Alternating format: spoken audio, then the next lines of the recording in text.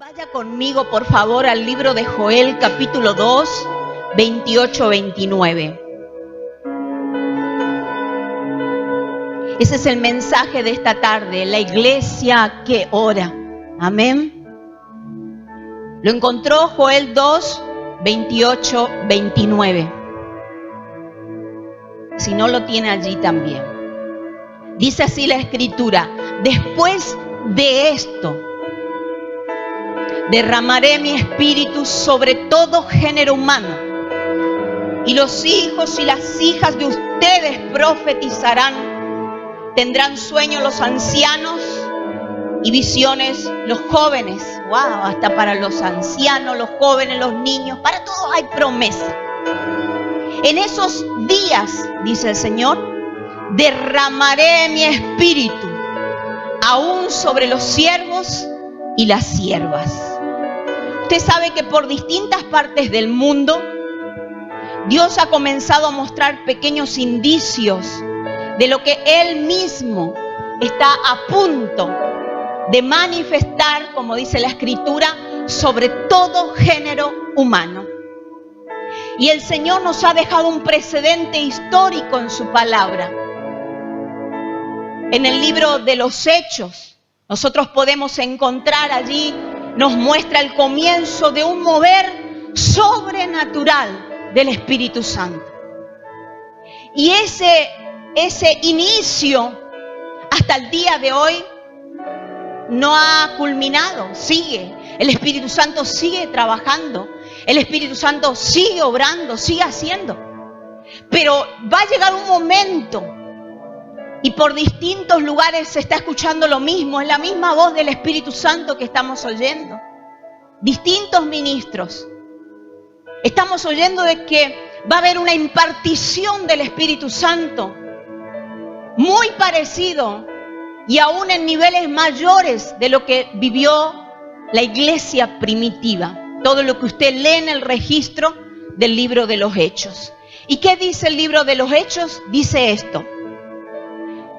Hechos 1:14 dice: todos estos perseveraban unánimes en oración y ruego. ¿Qué dice? Todos estos. ¿A quién hace referencia la palabra cuando dice todos estos? A un buen grupo de personas, específicamente 120, que estaban esperando allí la promesa, según Jesús lo había dicho, la promesa de ser investidos y revestidos del poder de lo alto, del poder del Espíritu Santo. Jesús se fue y le dijo: no se muevan de acá, muchachos, porque en pocos días, en poco tiempo, va a haber un derramamiento del Espíritu Santo sin precedente. Eso fue lo que aconteció en ese aposento alto, donde fueron impartidos de ese poder. Todo lo de Dios, como usted lee ahí, comienza con oración. Dice que esos 120 estaban allí jugando, estaban allí peleando, estaban allí discutiendo, que esos 120 se reunieron para ver sus diferencias. La Biblia dice que ellos perseveraban en algo que tenían en común. Estaban esperando la promesa, que se cumpla la palabra profética de Jesús cuando Él se fue, cuando Él ascendió. Y dice: todos estos perseveraban, es decir, insistían. Estaban allí dispuestos a pagar cualquier precio, pero con un mismo propósito: ser investidos de ese poder. Dice, perseveraban unánimes en oración y ruego. Oración y clamor. Oración y súplica. Rogar es pedir por favor. Cuando la Escritura dice ruego, significa que ellos en su oración agregaban este ingrediente esencial para todo cristiano: pedirle por favor al Señor que se manifieste en gloria, que se manifieste en nuestras vidas, por favor que se manifieste en nuestros hogares, en nuestras ciudades. Por favor, Señor, queremos más de ti. No sé cuál habrá sido la palabra específica que ellos habrán utilizado. Lo que sí sé es la actitud con la que estaban en ese lugar. Perseveraban unánimes en oración y ruego. Todo lo de Dios comienza con oración, pero cuando Dios quiere moverse en una esfera mayor, y esto es lo que tenemos que entender en esta tarde, y bendecir un pueblo, bendecir una ciudad, o bendecir una nación, bendecir esta nación que es la Argentina, Dios lo hace de manera colectiva. ¿Y qué es lo que hace Dios? Agrupa gente de fe. Gente de fe. Gente capaz de perseverar en los peores momentos. Y persevera y busca y persevera y busca. Y somos capaces de decir: hasta que tú no me bendigas, yo no te suelto, Señor. Hasta que tú no hagas algo conmigo, yo no me voy de este lugar. Algo que mueva la mano del Señor. Y dice Hechos 2, 1, 2 y 4. Dios comenzó a despertar un pueblo con hambre. Un pueblo que tenía ganas de Dios. ¿Sabe lo que es tener ganas de Él? Que Él te envuelva con su presencia. Que Él te diga algo que revele a tu espíritu. Hambre de Dios. Recién cuando estábamos orando y estábamos adorando allí, recordé una palabra que dice, y eso es lo que Dios va a traer en este tiempo, que los que están saciados aún desprecian el panal de miel, pero aquellos que tienen hambre, aún lo amargo les dulce. Nos hemos acostumbrado, iglesia, a la presencia del Señor. Por eso despreciamos los cultos. Por eso despreciamos las reuniones. Por eso tenemos en poco lo que Dios hace cada domingo o en cada grupo de amigos, en esas reuniones caseras, y no hacemos el esfuerzo en perseverar unánimes. Porque estamos saciados. Pero el Señor va a traer un hambre a tu vida y a mi vida por su presencia, que las migajas que caigan de su mesa vamos a querer comer. Vamos a estar tan desesperados por Él y de Él, que esas migajas yo las voy a querer. Y dice el libro de Hechos lo siguiente, capítulo 2, 1, 2 y 4. Cuando llegó el día de Pentecostés, un día no cualquiera.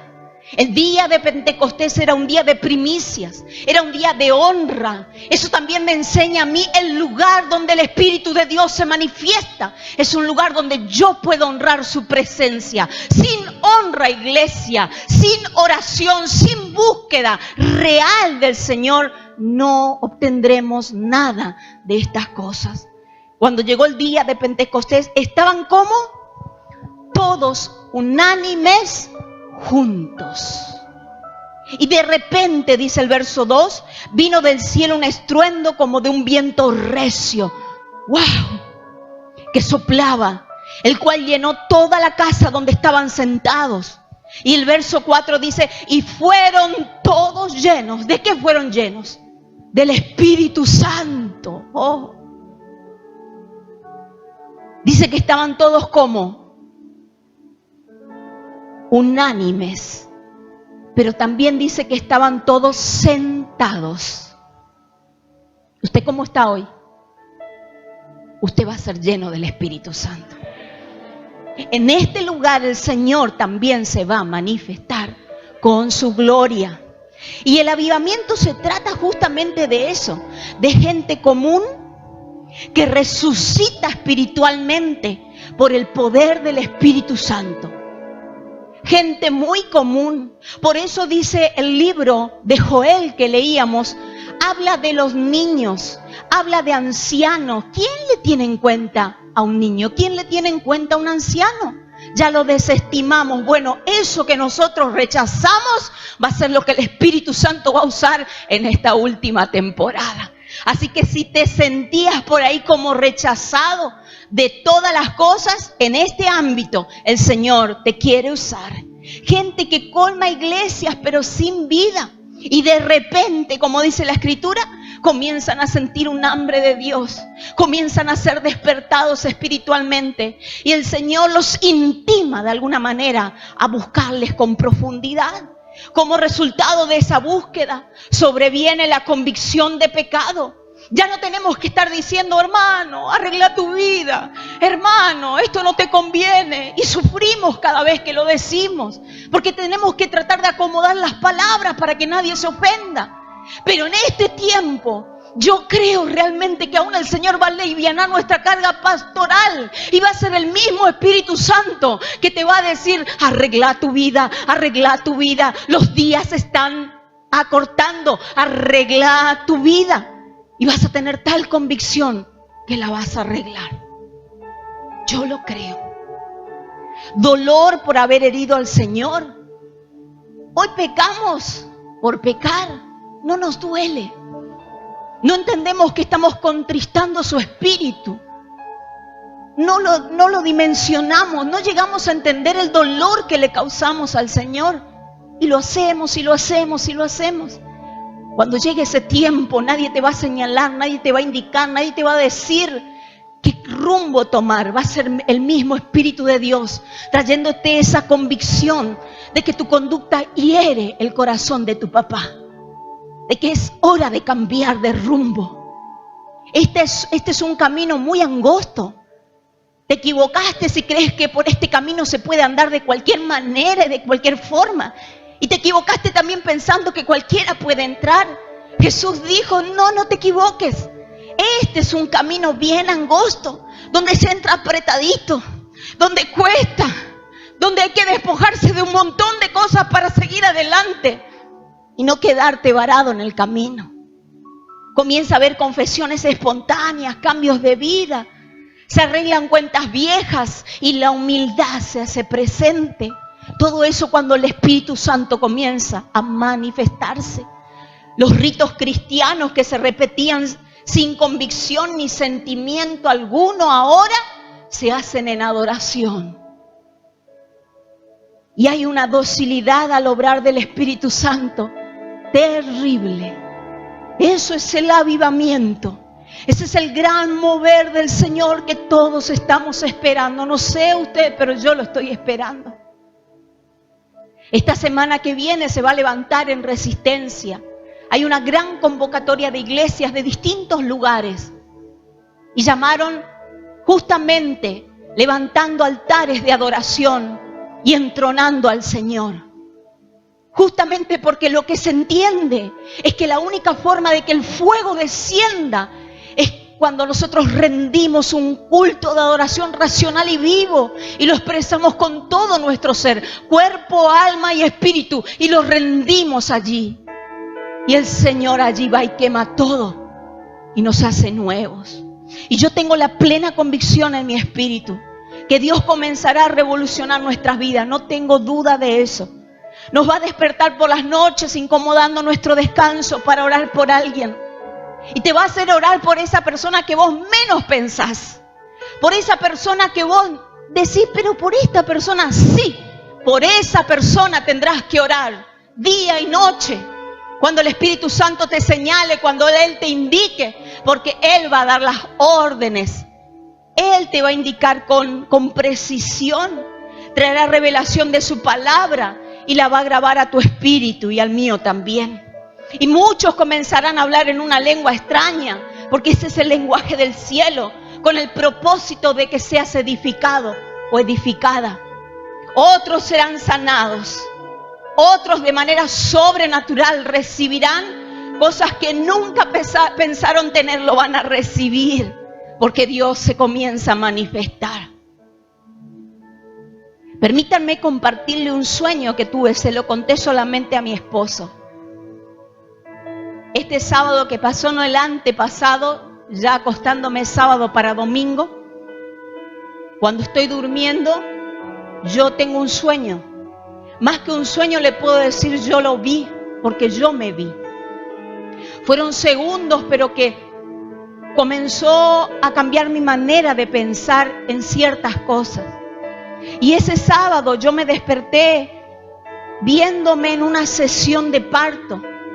yo literalmente veía mi cuerpo en una sala de parto y yo me vi pariendo y comencé a pujar.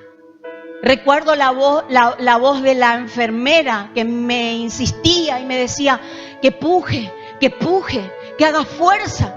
Y yo hacía eso. Y cuando yo me vi literalmente, cuando sale una niña gorda, blanca, con pelo negro. Salió completa porque el pelo lo tenía hasta acá. Así que imagínense qué sobrenatural que es. En serio, Dios es testigo de lo que estoy contando. Era blanca, gorda y tenía el cabello hasta acá. Por eso es sobrenatural. Y cuando yo me desperté del sueño, literalmente sentí en mi cuerpo los dolores de parto.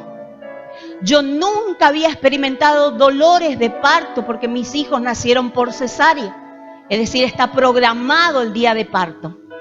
Pero la mujer que parió de manera natural tiene que pujar, tiene que llorar, se desgarra, sufre. Pero dice la Escritura que cuando el niño sale, eso lo cambia todo, lo llena de gozo. Y todo lo que fue sufrimiento anteriormente, ahora al ver a la criatura se transforma en gozo. Y entendí que es la iglesia, que Dios está pujando a salir, a nacer en un nuevo mover de su espíritu. Lo entendí con claridad, entendí el mensaje del Señor a través de esa visión. Pero también estoy convencida en esto que le voy a decir. Y usted lo lee ahí. Solamente la iglesia que ora verá la gloria de Dios en este tiempo. Y cuando hablamos de iglesia no significa de los líderes, no significa de la gente que trabaja. Cuando hablamos de iglesia significa de aquel que ha tomado a Jesucristo como Señor de su vida y ha decidido caminar en sus caminos. Si usted ha hecho eso, usted es iglesia. Usted puede ser parte de este gran mover. Pastora, pero yo no soy líder, yo no sirvo, no hago nada. Después de ese mover usted comenzará a servir como nunca antes. Nunca más se va a quejar de nada. Va a venir y va a rendir su vida en un sacrificio vivo de alabanza y de adoración a Dios. Porque usted ha entendido por la revelación del Espíritu Santo que Dios lo está moviendo. Que ya no hay una doctrina de hombre, ya no hay un precepto ni algo humano que te movilice, sino es Dios mismo indicándote el camino. Solamente la iglesia que ora va a ver la gloria. ¿Y sabe qué? Cuando leemos el libro de los Hechos, que es nuestro precedente histórico de este mover de su espíritu, en el primer discurso de Pedro dice la Biblia que 3,000 personas se convirtieron. Yo le pregunto, ¿era tan elocuente Pedro para que 3,000 personas se conviertan en un solo día? No. La Biblia dice que era del vulgo, que carecía de buenas palabras, que no era elocuente, pero sin embargo, por el poder del Espíritu Santo, 3,000 personas se convirtieron en su primer prédica. 3,000 personas fueron salvadas del infierno porque había una iglesia que oraba cuando él predicaba. Muchas maravillas y señales eran hechas por esos apóstoles. Y dice esto la Escritura: había perseverancia en la oración. Hechos 2:46. Y perseveraban unánimes cada día en sus casas, en el boliche, en la calle, corríjame, en el templo. Hay un lugar donde Dios se manifiesta. Y eso no significa que no lo haga en tu casa, que no lo haga en la calle, que Él no lo haga en tu trabajo. Dios es Dios y puede hacerlo donde Él quiera. Pero hay un lugar destinado por Él para buscarle juntos. Y este es el lugar. Ellos dicen que estaban allí perseverando en chisme. ¿En qué perseveraban?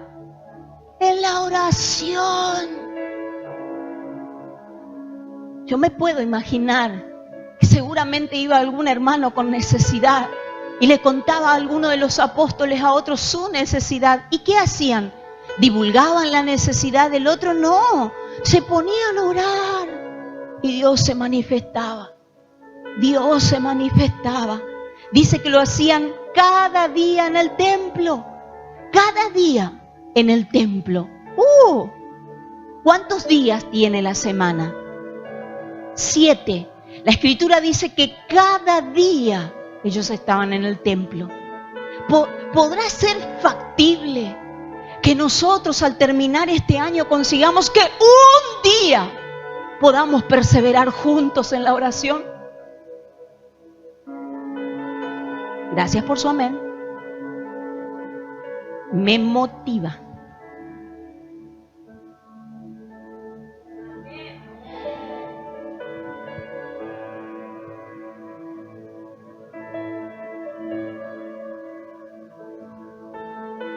Ellos cada día perseveraban unánimes en el templo y vieron la gloria de Dios.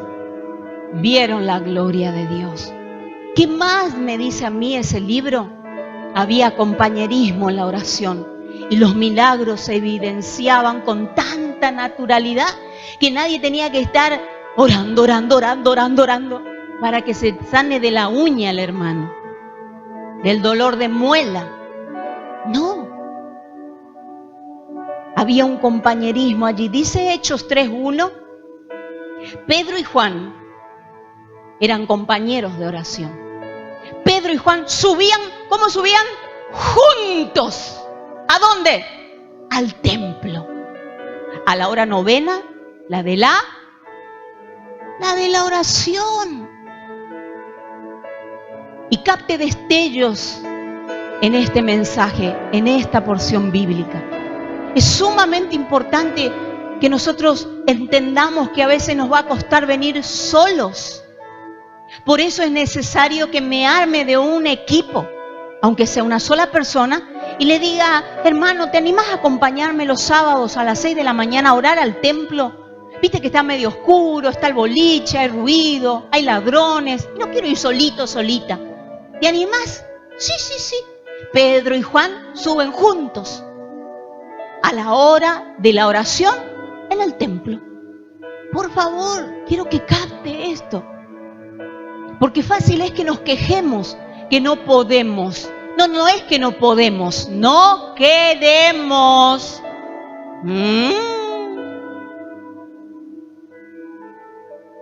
Porque es más fácil quejarse. Es más cómodo. Pero usted puede. Usted puede. Usted puede. La oración los mantenía firmes en su convicción. Dice el libro de Hechos 4:1, hablando ellos al pueblo, vinieron sobre ellos los sacerdotes con el jefe de la guardia del templo y los saduceos. Y el 3 y el 4 dice, y les echaron mano y los pusieron en la cárcel hasta el día siguiente, porque ya era tarde, pero muchos, dice, de los que habían oído la palabra creyeron, y el número de los varones era como 5,000. ¿Cómo? Antes 3 y ahora 5 creyendo al mensaje de salvación. ¿Qué pasaba aquí? Ellos tenían una firme convicción que aunque el mensaje molestara, que aunque el mensaje, la verdad molesta, iglesia, déjeme decirle, cuando usted le diga la verdad a la otra persona, le va a molestar, le va a incomodar. Pero ¿sabe qué? Usted salvará esa alma del mismo infierno. Y eso fue lo que les pasó a estos hombres. Vinieron otros cuando ellos estaban exponiendo el mensaje y los tomaron y les pusieron en una cárcel. No importó, porque el final fue de victoria. Dice, pero muchos de los que habían oído ese mensaje se convirtieron. ¿Sabe cuánto? 5,000. ¿Valió la pena la cárcel? Claro que sí. Y siempre valdrá la pena sufrir por el mensaje. Sufrir. Los problemas siempre van a estar presentes, pero la oración hará que el trabajo no quede sin fruto. Por eso es importante orar. Cada nuevo desafío lo enfrentaban orando y Dios se hacía presente. Eso es lo que usted lee ahí. Hechos 4, 23, 24. Y puestos en libertad, vinieron a los suyos, dice, y contaron todo lo que los principales sacerdotes y los ancianos le habían hecho y dicho. Y ellos, habiéndolo oído, ¿qué hicieron? Dice que alzaron unánimes la voz a Dios. Vinieron estos que estaban en prisión y le dijeron a su hermano: esto nos pasó, esto nos sucedió, esto nos hicieron. ¿Qué hicieron en ese momento? Dice que unánimes alzaron la voz y dijeron: soberano Señor, tú eres el Dios que hiciste el cielo y la tierra, el mar y todo lo que en ellos hay. No se presentaron con queja. ¿Con qué se presentaron? Con oración, con alabanza, con adoración. Sus hermanos confirmaban sus corazones y el esfuerzo que ellos habían hecho. No se presentaron con quejas de sus padecimientos, más bien pusieron en las manos de sus propios hermanos un motivo de oración. ¿Sabe qué? Yo entiendo por el Espíritu Santo que en este lugar hay mucha gente que carga sus mochilas solos. Y yo te puedo asegurar algo, que esa carga puede ser más liviana y más ligera cuando se la compartís a un hermano. Y ese hermano comienza por su oración a llevar la carga con tu vida también. Ya no cargas vos solo, ahora se la compartiste a alguien. Y no solamente Dios va a estar escuchando tu ruego, sino también va a escuchar el ruego de tu hermano a tu favor. Por eso es tan importante orar unánime juntos. Tener un compañero, una compañera de oración. Dice Hechos 4:31, cuando hubieron orado, después de haber alabado al Señor, de compartir las cargas, de todo lo que estaba pasando. ¿Sabe cómo termina todo esto? En el verso 31 dice, cuando hubieron orado, el lugar en que estaban congregados tembló. Y todos fueron llenos del Espíritu Santo. Y hablaban con denuedo la palabra de Dios. Yo quiero que en este lugar, cuando nos reunamos a orar, suceda eso. Yo lo quiero. Y los milagros no cesaban. La gente se salvaba, aún de ciudades vecinas. Con esto terminamos. Dice Hechos 5, 14, 16. Y los que creían en el Señor aumentaban más y más. ¡Oh, gloria! Gran número así de hombres como de mujeres, tanto que sacaban los enfermos a la calle y los ponían en camas y lechos para que al pasar Pedro, al menos su sombra cayera sobre ellos y los sanara. Y aún de ciudades vecinas, muchos venían a Jerusalén trayendo enfermos, atormentados de espíritus inmundos, y todos, dice, eran sanados. Nadie quedaba sin recibir del Señor. ¿Por qué? Porque había una iglesia que oraba. Y quiero que la historia se escriba desde este lugar también. Y que se escriba diciendo, aún de las ciudades vecinas venían a la Leonesa trayendo sus enfermos. Y todos eran sanados. Yo quiero ser parte de la historia. Yo quiero quedar en ese registro. No sé usted, pero yo quiero del Señor. Cada sábado, nosotros a las 6 de la mañana, por este momento, aún en esta instancia, nos estamos reuniendo en este lugar a orar. A las 6 de la mañana, y usted me va a decir, ¿cuesta? Sí, yo sé que cuesta. Yo sé lo que cuesta, pero también sé que vale la pena como iglesia. También sé que si usted hace el esfuerzo, Dios le premiará. Y su día nunca va a ser el mismo, no será igual. porque usted ha venido a orar con su otro hermano que también quizás está pasando lo mismo que usted está pasando, pero se vieron la cara y se alegraron, aunque sea con una sonrisa. Y en este lugar Dios obra de manera sobrenatural. Y si usted no puede venir solo por alguna cuestión, busque un compañero, una compañera de oración y haga como Pedro y Juan, subían juntos a la oración. Y en ese subir juntos, ¿se acuerda lo que pasó? Cuando llegaron al templo, un milagro sucedió. Eso también puede suceder con usted. Deseo que en este lugar, después de orar, suceda lo mismo. Que cuando hubieran orado, el lugar en el que estaban tembló. Yo deseo en esta tarde eso para su vida. Deseo que en este lugar el Espíritu Santo te llene. Y yo abrazo nuevamente la promesa con la que comenzamos. Después de esto, ¿qué era ese después de esto? Después del arrepentimiento. Después que el Espíritu Santo me diga qué es lo que estoy haciendo mal. Vendrá un derramamiento del Espíritu Santo sobre todo género, sin distinción alguna. Y dice, tus hijos, tus hijas van a comenzar a profetizar. Los ancianos van a comenzar a tener sueños y esos jóvenes van a ser despertados en visiones. Eso es lo que el Señor quiere en este tiempo.